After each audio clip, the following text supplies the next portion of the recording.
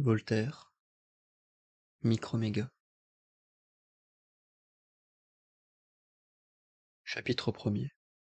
Voyage d'un habitant du monde de l'étoile Sirius dans la planète de Saturne.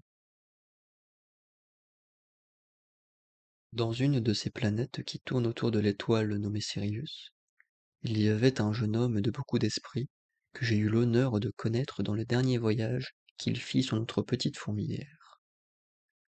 Il s'appelait Microméga, nom qui convient fort à tous les grands. Il avait 8 lieues de haut. J'entends, par 8 lieues, 24 000 pas géométriques de 5 pieds chacun. Quelques algébristes, gens toujours utiles au public, prendront sur-le-champ la plume et trouveront que, puisque Monsieur Microméga, habitant du pays de Sirius, a de la tête aux pieds 24 000 pas, qui font 120 000 pieds de roi, et que nous autres, citoyens de la Terre, nous n'avons guère que 5 pieds, et que notre globe a 9 000 lieues de tour, ils trouveront, dis-je, qu'il faut absolument que le globe qui l'a produit ait au juste 21 600 000 fois plus de circonférence que notre petite Terre. Rien n'est plus simple et plus ordinaire dans la nature. Les États de quelques souverains d'Allemagne ou d'Italie, dont on peut faire le tour en une demi-heure, comparés à l'Empire de Turquie, de Moscovie ou de la Chine, ne sont qu'une très faible image des prodigieuses différences que la nature a mises dans tous les êtres. La taille de son excellence, étant de la hauteur que j'ai dite, tous nos sculpteurs et tous nos peintres conviendront sans peine que sa ceinture peut avoir 50 000 pieds de roi de tour, ce qui fait une très jolie proportion. Quant à son esprit, c'est un des plus cultivés que nous ayons. Il sait beaucoup de choses, il en a inventé quelques-unes. Il n'avait pas encore 250 ans, et il étudiait, selon la coutume, au collège des jésuites de sa planète, lorsqu'il devina, par la force de son esprit, plus de 50 propositions d'Euclide. C'est 18 de plus que Blaise Pascal, lequel, après en avoir deviné 32 en se jouant à ce que dit sa sœur, devint depuis un géomètre assez médiocre et un fort mauvais métaphysicien. Vers les 450 ans, au sortir de l'enfance, il disséqua beaucoup de ces petits insectes qui n'ont pas 100 pieds de diamètre et qui se dérobent au microscope ordinaire. Il en composa un livre fort curieux, mais qui lui fit quelques affaires. Le mufti de son pays, grand vétillard et fort ignorant, trouva dans son livre des propositions suspectes, malsonnantes, téméraires, hérétiques, sentant l'hérésie, et le poursuivit vivement. Il s'agissait de savoir si la forme substantielle des puces de Sirius était de même nature que celle des colimaçons. Microméga se défendit avec esprit. Il mit les femmes de son côté. Le procès dura 220 ans. Enfin le mufti fit condamner le livre par des jurisconsultes qui ne l'avaient pas lu, et l'auteur eut ordre de ne paraître à la cour de 800 années. Il ne fut que médiocrement affligé d'être banni d'une cour qui n'était remplie que de tracasseries et de petitesses. Il fit une chanson fort plaisante contre le mufti, dont celui-ci ne s'embarrassa guère, et il se mit à voyager de planète en planète, pour achever de se former l'esprit et le cœur, comme l'on dit. Ceux qui ne voyagent qu'en chaise de poste ou en berline seront sans doute étonnés des équipages de là-haut. Car nous autres, sur nos petits tas de boue, nous ne concevons rien au-delà de nos usages. Notre voyageur connaissait merveilleusement les lois de la gravitation et toutes les forces attractives et répulsives. Il s'en servait si à propos que, tantôt à l'aide d'un rayon de soleil, tantôt par la commodité d'une comète, il allait de globe en globe, lui et les siens, comme un oiseau voltige de branche en branche. Il parcourut la Voie lactée en peu de temps, et je suis obligé d'avouer qu'il ne vit jamais, à travers les étoiles dont elle est semée, ce beau ciel empierré que l'illustre vicaire d'Érame se vante d'avoir vu au bout de sa lunette. Ce n'est pas que je prétende que monsieur d'Érame ait mal vu, à Dieu ne plaise. Mais Microméga était sur les lieux. C'est un bon observateur, et je ne veux contredire personne. Microméga, après avoir bien tourné, arriva dans le globe de Saturne. Quelque accoutumé qu'il fût à voir des choses nouvelles, il ne put d'abord, en voyant la petitesse du globe et de ses habitants, se défendre de ce sourire de supériorité qui échappe quelquefois aux plus sages. Car enfin Saturne n'est guère que 900 fois plus gros que la Terre, et les citoyens de ce pays-là sont des nains qui n'ont que 1000 toises de haut ou environ. Il s'en moqua un peu d'abord avec ces gens, à peu près comme un musicien italien se met à rire de la musique de Lully quand il vient en France. Mais, comme le Syrien avait un bon esprit, il comprit bien vite qu'un être pensant peut fort bien n'être pas ridicule pour n'avoir que 6000 pieds de haut. Il se familiarisa avec les Saturniens après les avoir étonnés. Il lia une étroite amitié avec le secrétaire de l'Académie de Saturne, homme de beaucoup d'esprit, qui n'avait à la vérité rien inventé, mais qui rendait un fort bon compte des inventions des autres, et qui faisait passablement de petits vers et de grands calculs. Je rapporterai ici, pour la satisfaction des lecteurs, une conversation singulière que Microméga eut un jour avec monsieur le secrétaire.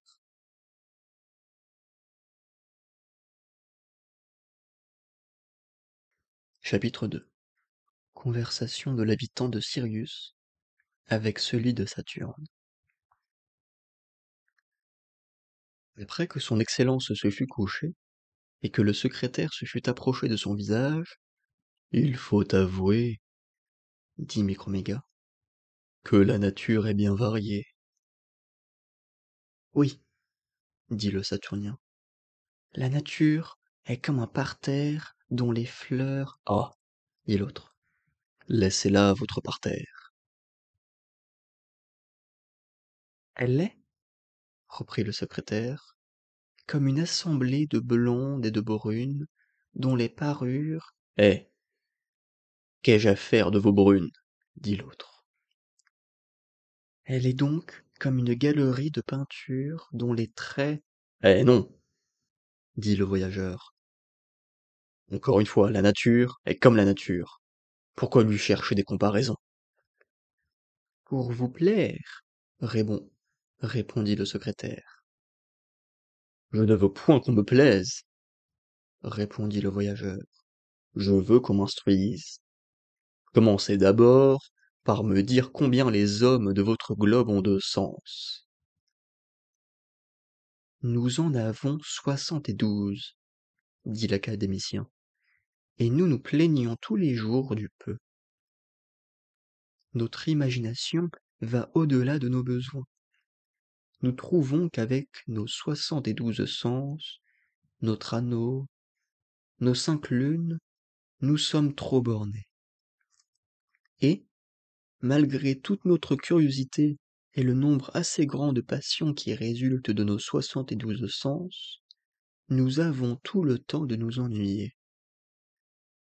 Je le crois bien, dit Microméga, car dans notre globe, nous avons près de 1000 sens, et il nous reste encore je ne sais quel désir vague, je ne sais quelle inquiétude, qui nous avertit sans cesse que nous sommes peu de choses, et qu'il y a des êtres beaucoup plus parfaits. J'ai un peu voyagé, j'ai vu des mortels fort au-dessus de nous, j'en ai vu de fort supérieurs, mais je n'en ai vu aucun qui n'ait plus de désirs que de vrais besoins, et plus de besoins que de satisfaction.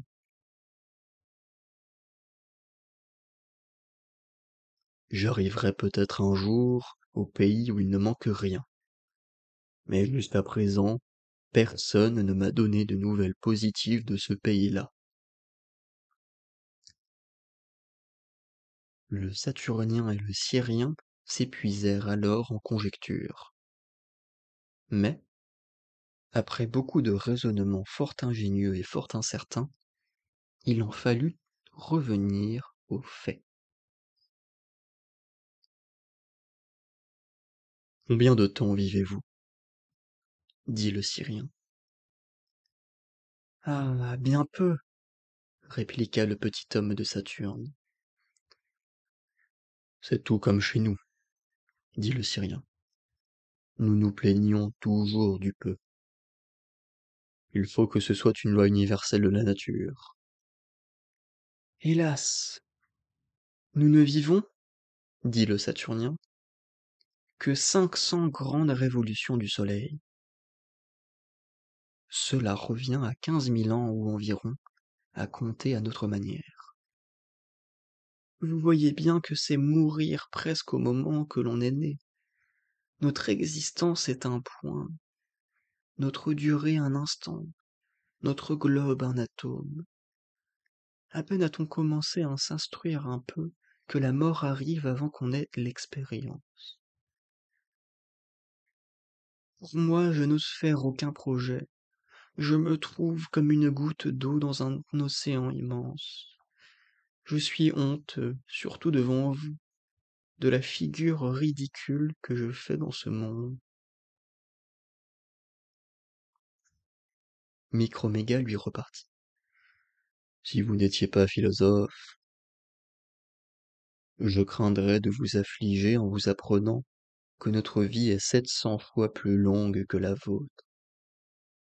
Mais vous savez trop bien que quand il faut rendre son corps aux éléments et ranimer la nature sous une autre forme, ce qui s'appelle mourir, quand ce moment de métamorphose est venu, avoir vécu une éternité ou avoir vécu un jour, c'est précisément la même chose.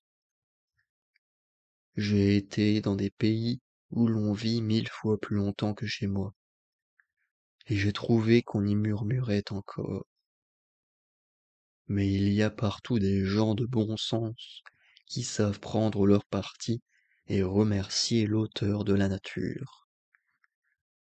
Il a répandu sur cet univers une profusion de variétés, avec une espèce d'uniformité admirable.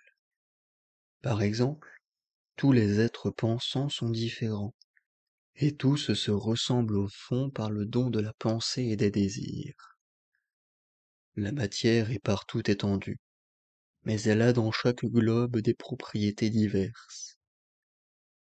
Combien comptez-vous de ces propriétés diverses dans votre matière? Si vous parlez de ces propriétés, dit le Saturnien, sans lesquelles nous croyons que ce globe ne pourrait subsister tel qu'il est, nous en comptons 300, comme l'étendue, l'impénétrabilité, la mobilité, la gravitation, la divisibilité et le reste. Apparemment, répliqua le voyageur, que ce petit nombre suffit aux vues que le Créateur avait sur votre petite habitation. J'admire en tout sa sagesse. Je vois partout des différences, mais aussi partout des proportions. Votre globe est petit, vos habitants le sont aussi, vous avez peu de sensations, votre matière a peu de propriétés. Tout cela est l'ouvrage de la Providence. De quelle couleur est votre soleil, bien examiné? D'un blanc fort jaunâtre, dit le Saturnien. Et quand nous divisons un de ces rayons, nous trouvons qu'il contient 7 couleurs. Notre soleil tire sur le rouge, dit le Syrien, et nous avons 39 couleurs primitives. Il n'y a pas un soleil, parmi tous ceux dont j'ai approché, qui se ressemble. Comme chez vous, il n'y a pas un visage qui ne soit différent de tous les autres. Après plusieurs questions de cette nature, il s'informa combien de substances essentiellement différentes on comptait dans Saturne. Il apprit qu'on n'en comptait qu'une trentaine, comme Dieu, l'espace, la matière, les êtres étendus qui sentent, les êtres étendus qui sentent et qui pensent, les êtres pensants qui n'ont point d'étendue, ceux qui se pénètrent, ceux qui ne se pénètrent pas, et le reste. Le Syrien, chez qui on en comptait 300, et qui en avait découvert 3000 autres dans ses voyages, étonna prodigieusement le philosophe de Saturne. Enfin, après s'être communiqué l'un à l'autre un peu de ce qu'ils savaient et beaucoup de ce qu'ils ne savaient pas, après avoir raisonné pendant une révolution du soleil, ils résolurent de faire ensemble un petit voyage philosophique.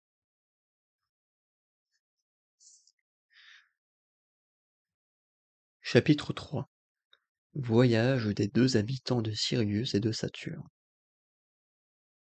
Nos deux philosophes étaient prêts à s'embarquer dans l'atmosphère de Saturne avec une fort jolie provision d'instruments mathématiques, lorsque la maîtresse du Saturnien, qui en eut des nouvelles, vint en larmes faire ses remontrances. C'était une jolie petite brune qui n'avait que 660 toises, mais qui réparait par bien des agréments la petitesse de sa taille. Ah, cruel, s'écria-t-elle, après t'avoir résisté 1500 ans, lorsque enfin j'eus commencé à me rendre, quand j'ai à peine passé 100 ans entre tes bras, tu me quittes pour aller voyager avec un géant d'un autre monde. Va, va, tu n'es qu'un curieux, tu n'as jamais eu d'amour. Si tu étais un vrai Saturnien, tu serais fidèle. Où vas-tu courir? Que veux-tu? Nos 5 lunes sont moins errantes que toi, notre anneau est moins changeant. Voilà qui est fait. Je n'aimerai jamais plus personne. Le philosophe l'embrassa, pleura avec elle, tout philosophe qu'il était. Et la dame, après s'être pâmée, alla se consoler avec un petit maître du pays. Cependant nos deux curieux partirent. Ils sautèrent d'abord sur l'anneau, qu'ils trouvèrent assez plat, comme l'a fort bien deviné un illustre habitant de notre petit globe. De là, ils allèrent de lune en lune. Une comète passait tout auprès de la dernière. Ils s'élancèrent sur elle avec leurs domestiques et leurs instruments. Quand ils eurent fait environ 150 millions de lieues, ils rencontrèrent les satellites de Jupiter. Ils passèrent dans Jupiter même, et y restèrent une année, pendant laquelle ils apprirent de fort beaux secrets, qui seraient actuellement sous presse sans messieurs les inquisiteurs, mais qui ont trouvé quelques propositions un peu dures. Mais j'en ai lu le manuscrit dans la bibliothèque de l'illustre archevêque de qui m'a laissé voir ses livres avec cette générosité et cette bonté qu'on ne saurait assez louer. Mais revenons à nos voyageurs. En sortant de Jupiter, ils traversèrent un espace d'environ 100 millions de lieues, et ils côtoyèrent la planète de Mars, qui, comme on sait, est 5 fois plus petite que notre petit globe. Ils virent 2 lunes qui servent à cette planète et qui ont échappé au regard de nos astronomes. Je sais bien que le père Castel écrira, et même assez plaisamment, contre l'existence de ces 2 lunes. Mais je m'en rapporte à ceux qui raisonnent par analogie. Ces bons philosophes-là savent combien il serait difficile que Mars, qui est si loin du Soleil, se passât à moins de 2 lunes. Quoi qu'il en soit, nos gens trouvèrent cela si petit qu'ils craignirent de n'y pas trouver de quoi coucher, et ils passèrent leur chemin, comme 2 voyageurs qui dédaignent un mauvais cabaret de village et poussent jusqu'à la ville voisine. Mais le Syrien et son compagnon se repentirent bientôt. Ils allèrent longtemps et ne trouvèrent rien. Enfin, ils aperçurent une petite lueur, c'était la Terre. Cela fit pitié à des gens qui venaient de Jupiter. Cependant, de peur de se repentir une seconde fois, ils résolurent de débarquer. Ils passèrent sur la queue de la comète, et, trouvant une aurore boréale toute prête, ils se mirent dedans et arrivèrent à terre sur le bord septentrional de la mer Baltique, le 5 juillet 1737, nouveau style. Chapitre 4. Ce qui leur arrive sur le globe de la Terre.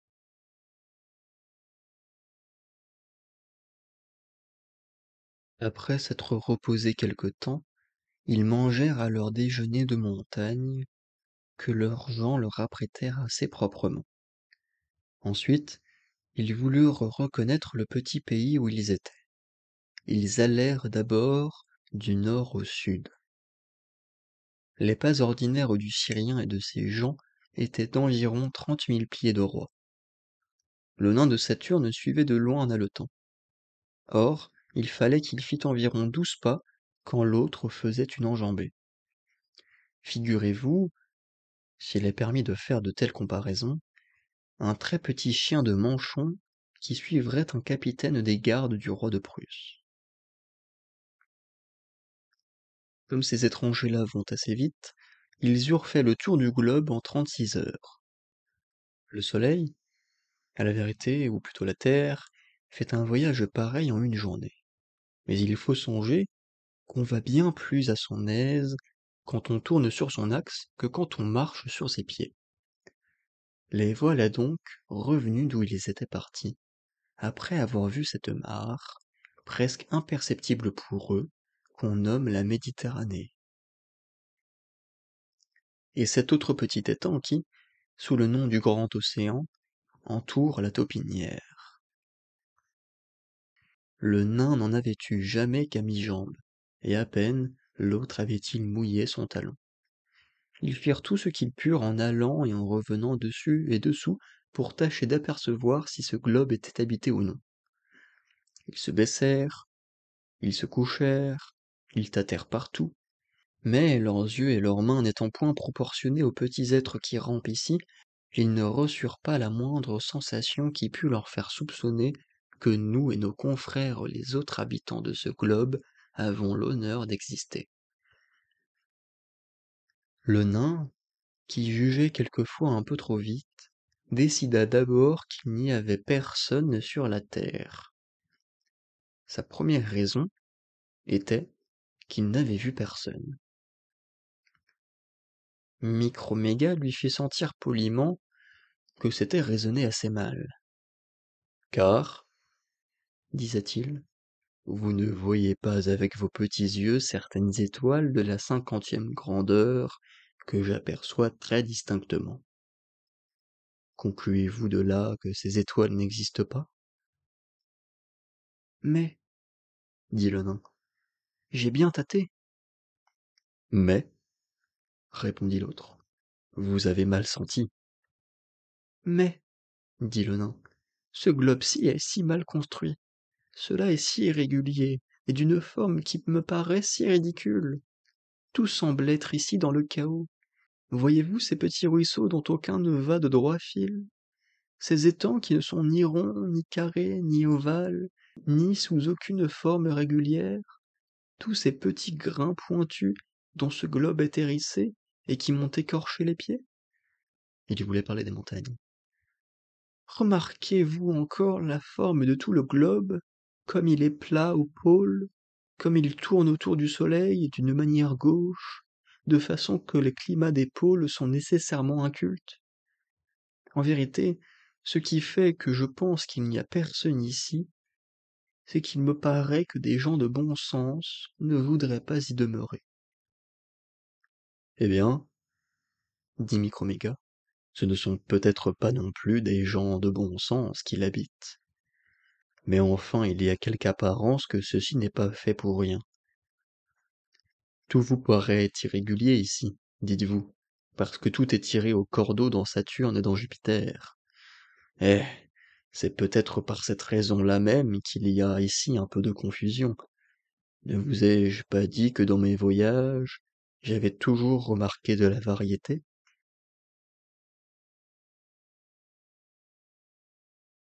Le Saturnien répliqua à toutes ces raisons.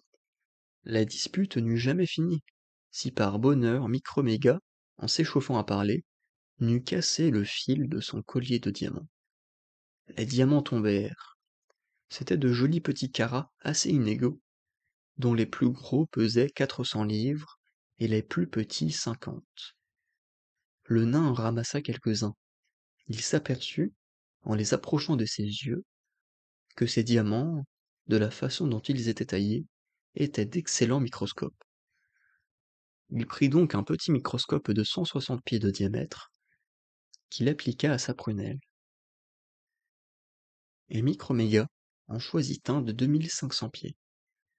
Ils étaient excellents, mais d'abord, on ne vit rien par leur secours, il fallait s'ajuster. Enfin l'habitant en- enfin l'habitant de Saturne vit quelque chose d'imperceptible qui remuait entre deux eaux dans la mer Baltique. C'était une baleine. Il la prit avec le petit doigt fort adroitement, et, la mettant sur l'ongle de son pouce, il la fit voir au Syrien, qui se mit à rire pour la seconde fois de l'excès de la petitesse dont étaient les habitants de notre globe. Le Saturnien, convaincu que notre monde est habité, s'imagina bien vite qu'il ne l'était que par des baleines.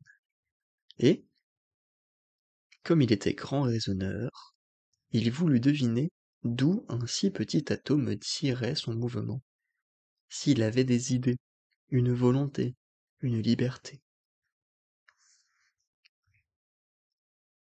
Microméga y fut fort embarrassé.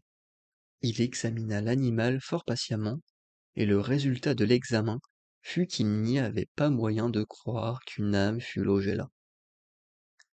Les deux voyageurs inclinaient donc à penser qu'il n'y a point d'esprit dans notre habitation, lorsqu'à l'aide du microscope, ils aperçurent quelque chose de plus gros qu'une baleine qui flottait sur la mer Baltique. On sait que dans ce temps-là même, une volée de philosophes revenait du cercle polaire, sous lequel ils avaient été faire des observations dont personne ne s'était avisé jusqu'alors. Les gazettes dirent que leur vaisseau échoua aux côtes de Bothnie, et qu'ils eurent bien de la peine à se sauver. Mais on ne sait jamais dans ce monde le dessous des cartes. Je vais raconter ingénument comme la chose se passa, sans y rien mettre du mien, ce qui n'est pas un petit effort pour un historien. Chapitre 5. Expériences et raisonnements des deux voyageurs.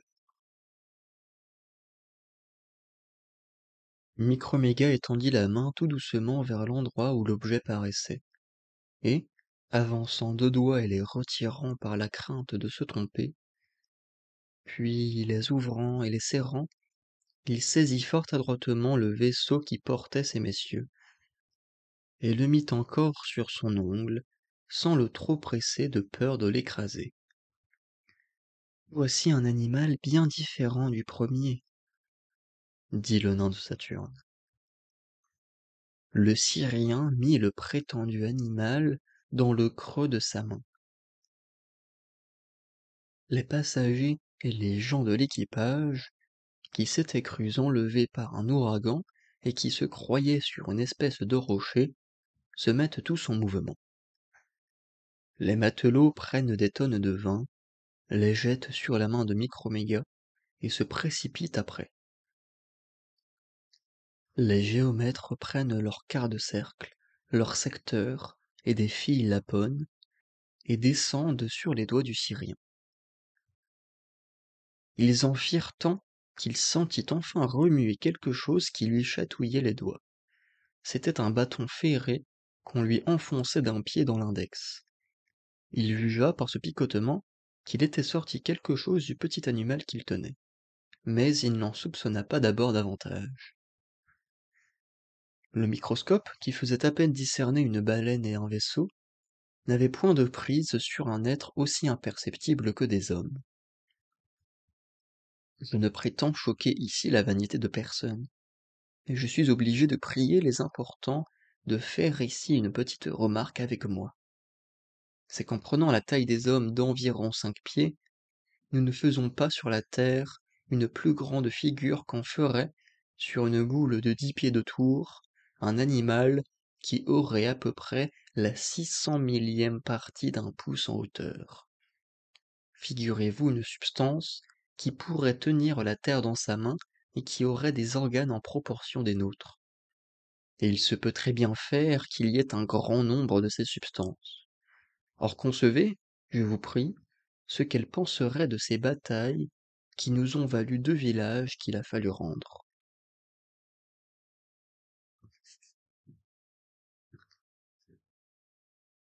Je ne doute pas que si quelque capitaine des grands grenadiers lit jamais cet ouvrage, il ne hausse de 2 grands pieds au moins les bonnets de sa troupe.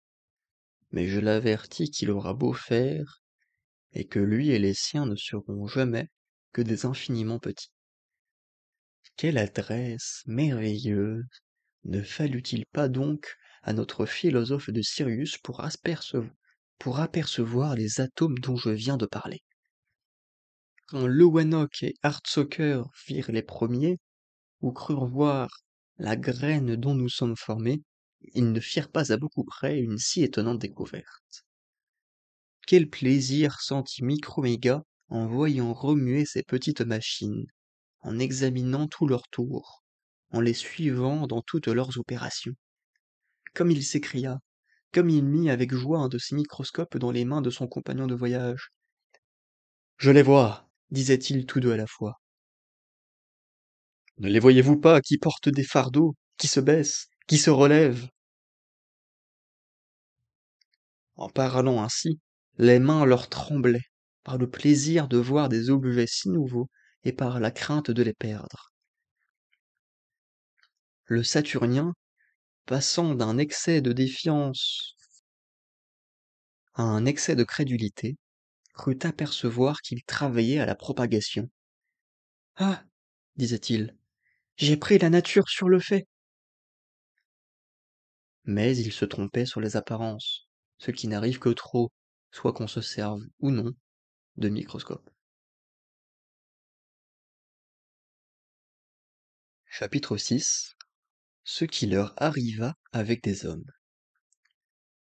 Microméga, bien meilleur observateur que son nom, vit clairement que les atomes se parlaient. Et il le fit remarquer à son compagnon, qui, honteux de s'être mépris sur l'article de la génération, ne voulut point croire que de pareilles espèces pussent se communiquer des idées. Il avait le don des langues, aussi bien que le syrien.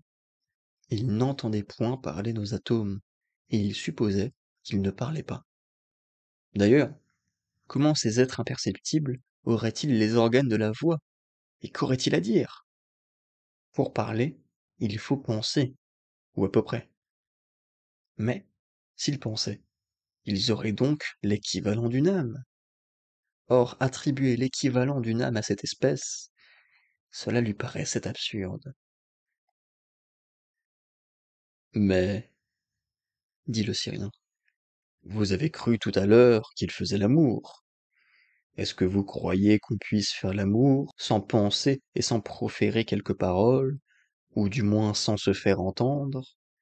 Supposez-vous d'ailleurs qu'il soit plus difficile de produire un argument qu'un enfant?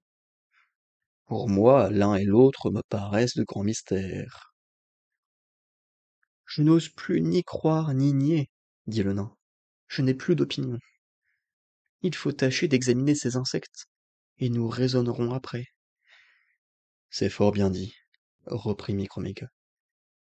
Et aussitôt il tira une paire de ciseaux dont il se coupa les ongles, et d'une rognure de l'ongle de son pouce, il fit sur-le-champ une espèce de grande trompette parlante, comme un vaste entonnoir, dont il mit le tuyau dans son oreille. La circonférence de l'entonnoir enveloppait le vaisseau et tout l'équipage. La voix la plus faible entrait dans les fibres circulaires de l'ongle, de sorte que grâce à son industrie, le philosophe de là-haut entendit parfaitement le bourdonnement de nos insectes de là-bas. En peu d'heures, il parvint à distinguer les paroles, et enfin à entendre le français. Le nain en fit autant, quoique avec plus de difficulté. L'étonnement des voyageurs redoublait à chaque instant. Ils entendaient des mythes parler d'assez bon sens. Ce jeu de la nature leur paraissait inexplicable. Ils croyaient bien que le Syrien et son nain brûlaient d'impatience de lier conversation avec les atomes. Ils craignaient que sa voix de tonnerre, et surtout celle de Microméga, n'assourdît les mythes sans en être entendus. Il fallait en diminuer la force. Ils se mirent dans la bouche des espèces de petits cure-dents dont le bout fort effilé venait donner auprès du vaisseau. Le Syrien tenait le nain sur ses genoux et le vaisseau avec l'équipage sur son ongle. Il baissait la tête et parlait bas. Enfin, moyennant toutes ces précautions et bien d'autres encore, il commença ainsi son discours. Insecte invisible, que la main du Créateur s'est plu à faire naître dans l'abîme de l'infiniment petit, je le remercie de ce qu'il a daigné me découvrir des secrets qui semblaient impénétrables. Peut-être ne daignerait-on pas vous regarder à ma cour, mais je ne méprise personne, et je vous offre ma protection. Si jamais il y a eu quelqu'un d'étonné, ce furent les gens qui entendirent ces paroles. Ils ne pouvaient deviner d'où elles partaient. L'aumônier du vaisseau récita les prières des exorcismes, les matelots jurèrent, et les philosophes du vaisseau firent un système. Mais, quelque système qu'ils fissent, ils ne purent jamais deviner qui leur parlait. Le nain de Saturne, qui avait la voix plus douce que Microméga, leur apprit alors en peu de mots à quelles espèces ils avaient affaire. Il leur conta le voyage de Saturne, les mit au fait de ce qu'était Monsieur Microméga, et, après les avoir plaints d'être si petits, il leur demanda s'ils avaient toujours été dans ce misérable état si voisin de l'anéantissement, ce qu'ils faisaient dans un globe qui paraissait appartenir à des baleines, s'ils étaient heureux, s'ils multipliaient, s'ils avaient une âme, et cent autres questions de cette nature. Un raisonneur de la troupe, plus hardi que les autres et choqué de ce qu'on doutait de son âme, observa l'interlocuteur avec des pignules braquées sur un quart de cercle, fit deux stations, et, à la troisième, il parla ainsi. Vous croyez donc, monsieur, parce que vous avez 1000 toises depuis la tête jusqu'aux pieds, que vous êtes un... 1000 toises? S'écria le nain. Juste ciel! D'où peut-il savoir ma hauteur? 1000 toises! Il ne se trompe pas d'un pouce. Quoi? Cet atome m'a mesuré. Il est géomètre. Il connaît ma grandeur. Et moi, qui ne le vois qu'à travers un microscope, je ne connais pas encore la sienne. Oui, je vous ai mesuré, dit le physicien, et je mesurerai bien encore votre grand compagnon. La proposition fut acceptée. Son Excellence se coucha de son long, car, s'il se fût tenu debout, sa tête eût été trop au-dessus des nuages. Nos philosophes lui plantèrent un grand arbre dans un endroit que le docteur Swift nommerait, mais que je me garderai bien d'appeler par son nom à cause de mon grand respect pour les dames. Puis, par une suite de triangles liés ensemble, ils conclurent que ce qu'ils voyaient était en effet un jeune homme de 120 000 pieds de roi. Alors, Microméga prononça ces paroles. Je vois plus que jamais qu'il ne faut juger de rien sur sa grandeur apparente. Ô Dieu, qui avait donné une intelligence à des substances qui paraissent si méprisables. L'infiniment petit vous coûte aussi peu que l'infiniment grand. Et, S'il est possible qu'il y ait des êtres plus petits que ceux-ci, ils peuvent encore avoir un esprit supérieur à ceux de ces superbes animaux que j'ai vus dans le ciel, dont le pied seul couvrirait le globe où je suis descendu. Un des philosophes lui répondit qu'il pouvait en toute sûreté croire qu'il est en effet des êtres intelligents beaucoup plus petits que l'homme. Il lui conta, non pas tout ce que Virgile a dit de fabuleux sur les abeilles, mais ce que Swammerdam a découvert, et ce que Réaumur a disséqué. Il lui apprit enfin qu'il y a des animaux qui sont pour les abeilles, ce que les abeilles sont pour l'homme, ce que le Syrien lui-même était pour ces animaux si vastes dont il parlait, et ce que ces grands animaux sont pour d'autres substances devant lesquelles ils ne paraissent que comme des atomes. Peu à peu, la conversation devint intéressante, et Microméga parla ainsi. Chapitre 7. Conversation avec les hommes. Ô atome intelligent, dans qui l'être éternel s'est plu à manifester son adresse et sa puissance. Vous devez sans doute goûter des joies bien pures sur votre globe, car, ayant si peu de matière, et paraissant tout esprit, vous devez passer votre vie à aimer et à penser. C'est la véritable vie des esprits. Je n'ai vu nulle part le vrai bonheur, mais il est ici, sans doute. À ce discours, tous les philosophes secouèrent la tête, et l'un d'eux, plus franc que les autres, avoua de bonne foi que, si l'on en excepte un petit nombre d'habitants fort peu considérés, tout le reste est un assemblage de fous, de méchants et de malheureux. Nous n'avons plus de matière qu'il ne nous en faut, dit-il, pour faire beaucoup de mal, si le mal vient de la matière, et trop d'esprit, si le mal vient de l'esprit. Savez-vous bien, par exemple, qu'à l'heure que je vous parle, il y a 100 000 fous de notre espèce, couverts de chapeaux, qui tuent 100 000 autres animaux couverts d'un turban, ou qui sont massacrés par eux, et que, presque par toute la terre, c'est ainsi qu'on en use de temps immémorial. Le Syrien frémit, et demanda quel pouvait être le sujet de ces horribles querelles entre de si chétifs animaux. Il s'agit, dit le philosophe, de quelques tas de boue, grands comme votre talon. Ce n'est pas qu'aucun de ces millions d'hommes qui se font égorger prétende un fœtus sur ces tas de boue. Il ne s'agit que de savoir s'il appartiendra à un certain homme qu'on nomme sultan ou à un autre qu'on nomme, je ne sais pourquoi, César. Ni l'un ni l'autre n'a jamais vu, ni ne verra jamais le petit coin de terre dont il s'agit, et presque aucun de ces animaux qui s'égorgent mutuellement n'a jamais vu l'animal pour lequel il s'égorge. Ah, malheureux, s'écria le Syrien avec indignation. Peut-on concevoir cet excès de rage forcené? Il me prend envie de faire 3 pas et d'écraser de 3 coups de pied toute cette fourmilière d'assassins ridicules. Ne vous en donnez pas la peine, lui répondit-on. Ils travaillent assez à leur ruine.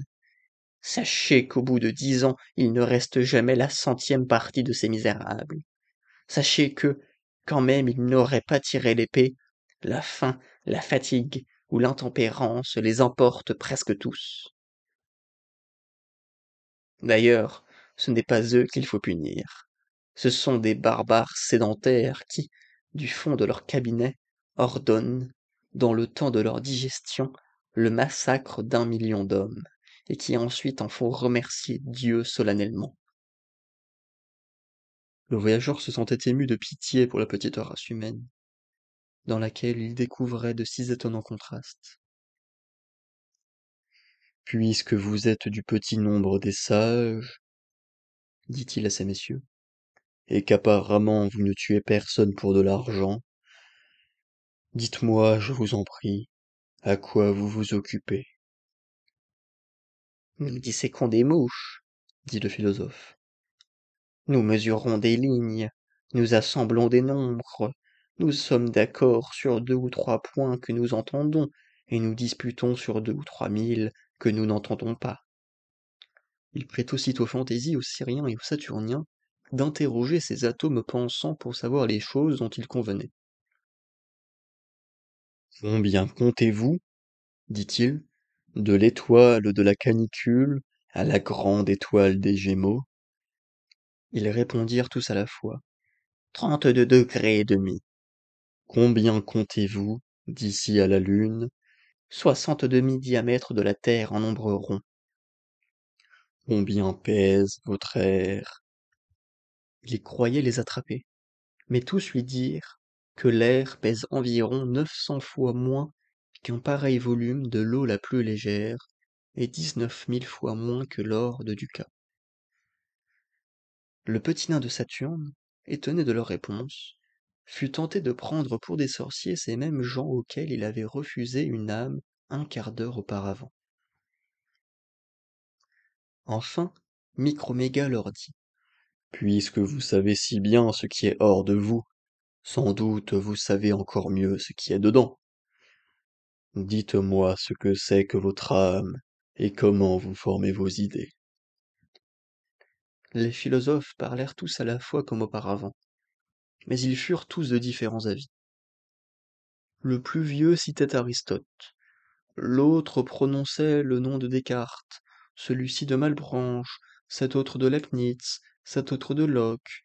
Un vieux péripatéticien dit tout haut, avec confiance, l'âme est une entéléchie et une raison par qui elle a la puissance d'être ce qu'elle est. C'est ce que déclare expressément Aristote, page 633, de l'édition du Louvre, De Anima, etc. Je n'entends pas trop bien le grec, dit le géant. Ni moi non plus, dit la mythe philosophique. Pourquoi donc, reprit le Syrien, citez-vous un certain Aristote en grec? C'est, répliqua le savant, qu'il faut bien citer ce qu'on ne comprend point du tout dans la langue qu'on entend le moins. Le cartésien prit la parole et dit.